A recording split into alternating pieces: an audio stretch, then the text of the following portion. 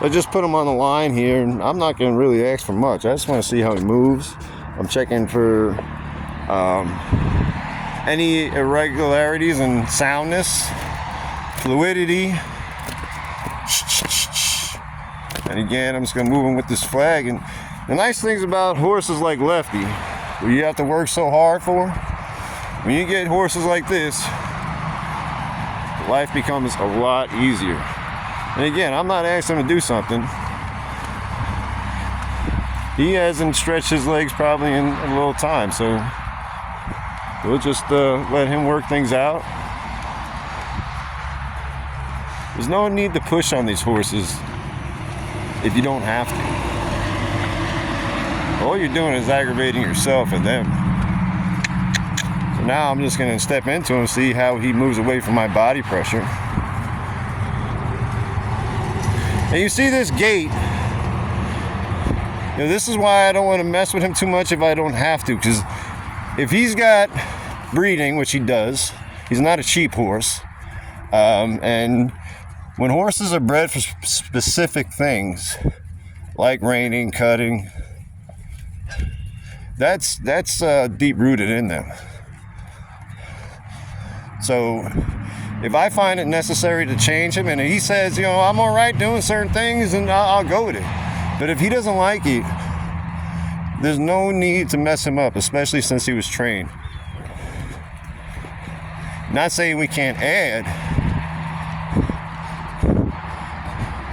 but you got to figure out what the horse wants to do. I'm not going to battle myself and him trying to figure out a different way to make him move if this is the way he wants to move. Because I don't have to work on really disciplinary issues with him. It's more or less teaching. So I don't have to completely change his mind like I have to do with Lefty. All I got to see is what he's giving me. See that low head? That's all Western pleasure stuff. That long and low, we're just going to get a little feel on the rope.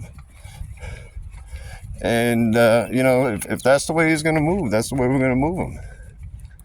And like I said, I'm not afraid to try different things and introduce new things. But I don't want to make more work for myself. And, this is a sale horse, and I don't think there's, a time frame on this horse. And that's nice because I don't want to deal with pressure, all right? Pressure comes in all different forms.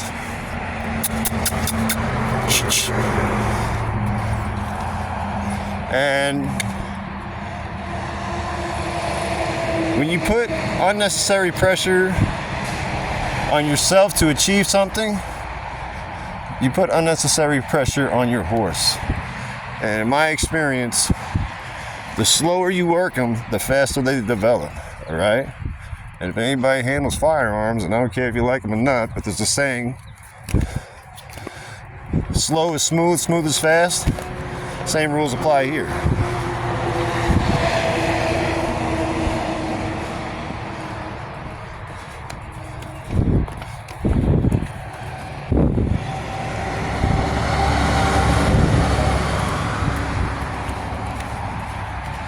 And see, that's it. He's going to get used to that pressure. That's fine. He learns quick, and that's why I don't have to push him hard. I don't need to overwhelm his brain with more information than he could process.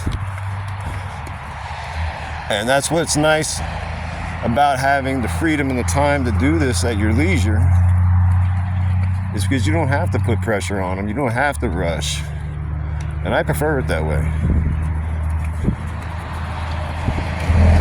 Even when I grew them, I took about half an hour. And I'm a snob when it comes to horses. When it comes to horses and their appearance, I'm a snob. They got to look a certain way. And anybody who's worked with me, my rides are waiting because my horse wasn't ready yet. And I have no problem with that. Right? Because if my horse is feeling good and looking good, I'm usually feeling good and looking good myself. So everything's connected. All right, everything's connected. And that's why you got to watch your energy level. And the negativity. Oh, I'm going to slow him down because you see he's on that Right lead on the hind and left lead and ho, ho, ho. And he swapped it. You know, we're still getting down the commands. He's starting to understand it more and more and more. But this is why I like round pens, because I have a little bit more control. I like this ring because it is round, and I'll use certain parts of it, like right here. Oh, and then I'll turn his hip. Get him to face up. And I don't need anything drastic. I just need a response. And he understands pretty well. So, you know, take advantage of those tough horses sometimes, because it makes the easy ones easier.